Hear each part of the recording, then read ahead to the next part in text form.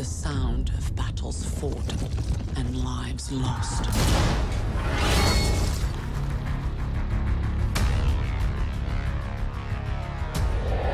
It once pained me to know that I am the cause of such despair. But now, their cries give me strength. Beauty is my power. I want to ask you this. Why do you think Hollywood is going back to fairy tales to do these kind of big production films? What it's all about fairy tales? Alice in Wonderland made a lot of money.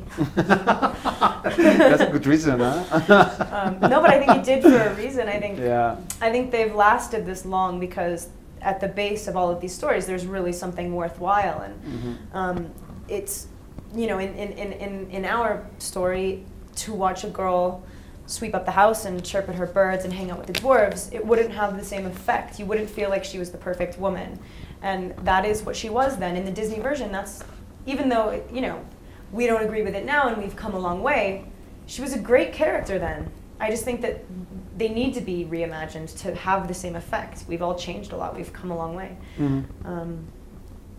Everyone everywhere is sort of familiar with a version of the story, you know. I mean, I think everyone knows that Prince Charming comes in, kisses the girl, she has the apple, you know.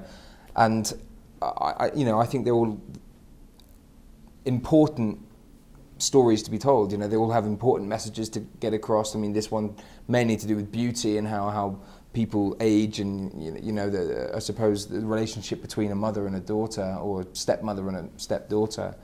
You know, I think they're important messages for everyone. And what we've done with this particular retelling of it is we've modernized it, you know, made it more accessible for a modern audience, but also changed it somewhat, you know, slightly, so that people will be surprised, and there's lots of twists and turns. The imagery is still there, the images that everyone's familiar with, you know, like the apple, like the kiss. But you know, the characters are all slightly been rediscovered.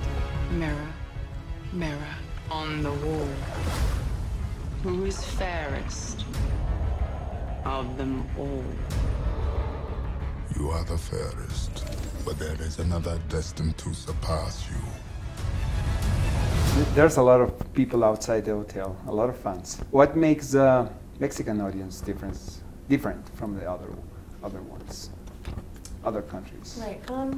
There's an openness and there's something so honest, but that, like, I think that people here will really understand the simplicity of the story and love it and be able to subscribe to it. It's like, you know, people like to complicate things sometimes for no reason. I think that people live here. You can feel it. I mean, like, I wish that I could come down here so badly. Incentive, you know what I mean? Yeah, yeah. You know, people really feel down here, and they don't have to think about it too much. And not that they're not capable of that. They could if they wanted to, but I just think that people follow their hearts down here, and it's the perfect movie for them, I guess.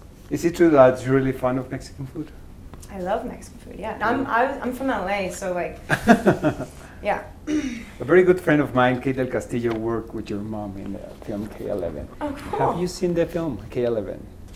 It's good.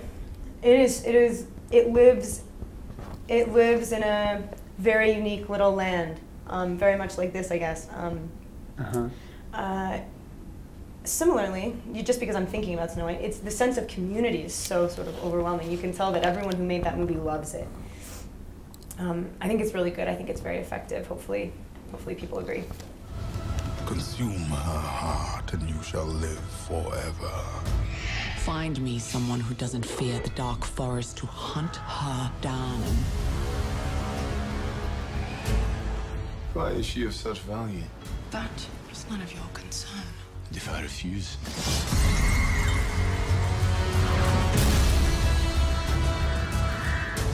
Lips red as blood, hair black as night. Bring me your heart, my dear, dear Snow White.